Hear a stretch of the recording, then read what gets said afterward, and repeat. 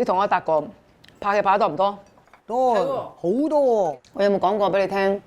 佢聞樹嘅古仔啊，聞棵樹啊，講過係咪啊？講過。嗰場戲咧就講我要好惡咁鬧佢嘅。嗯咁啊導演咧就見到有兩個喜劇演員喺度，就覺得唔好嘥。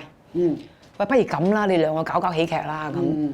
咁啊，佢就問導演咁你想點啊？導演就突然間出聲，導演我又諗到達哥，你一鬧佢呢個負心漢嘅時候咧，達哥你就咁樣，哇咁樣喎。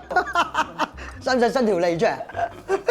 跟住我就唔出聲啦，一句叫達哥做啊嘛，又唔係叫我做。跟住我就睇下達哥做咩啦。達哥沉思一下，好啊導演，我問棵樹先啊。喂，呢棵樹你覺得點啊？哦，阿導演啊，棵樹話覺得唔掂喎。導演話咁好啊，明啊，咁你照做啦。即係我覺得一個人咧處理每一件事啊，個智慧好緊要，同埋好識尊重導演嘅。好係啦，係啊，喺所以現場裏邊就係導演最大嘅，係啦。但係咧，唯有一個喺現場咧，唔係導演最大喎，係演員最大。星爺就係星爺啊。所以星爺後尾就轉型做導演啦。其實啦，我覺得外界對星爺嗰種咁嘅了解咧，我一路覺得係誤會嚟嘅。係啦，即係我係佩服佢嘅。啲人話佢好霸道啊，一定要按佢嘅方法演啊。我自己因為我拍過好多句戲啊，佢首先冇同你講咩嘅，佢叫你演。係啊，你演一次俾我睇，係啦。佢咁做咧就係睇下你嘅演技係點，跟住佢就回應翻你嘅演技，做出佢自己嘅演技係點。其實佢有兩個目的㗎，睇下你做得好唔好。你做成咁我就知道我點樣嚟到回應翻你個戲啦。演一次唔得，演兩次；演兩次唔得，演三次。嗱，第四次嘅話，我教翻你得唔得啊？咁樣係佢係咁樣樣嘅。係啦，佢教過我演嗰段，大家咧見過嗰一段最經典就係話就係我風華絕代嘅石榴姐。哇！呢年你阿媽中意啊，實在太刺激啦嗰段戲。其實我係做得唔好嘅。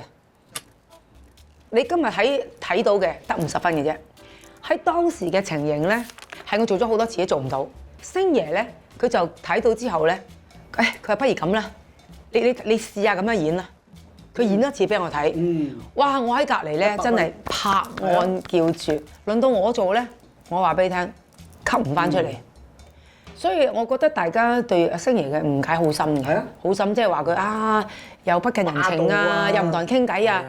喂，點傾啫？喺現場嗰度，我去到現場，劇本一出咗嚟，一有問題，佢就唔拍住噶啦。佢一定係入去揾個地方，同編劇啊、導演啊坐低開會。我哋試過最長，大概坐咗4個鐘頭。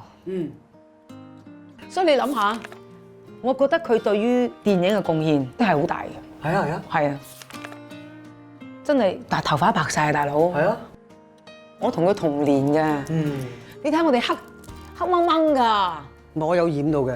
有染都冇咁白啦，係嘛？你諗下佢用咗幾多努力去拍戲咧，所以我覺得大家對佢唔好再有誤解，同埋多啲支持。係啦，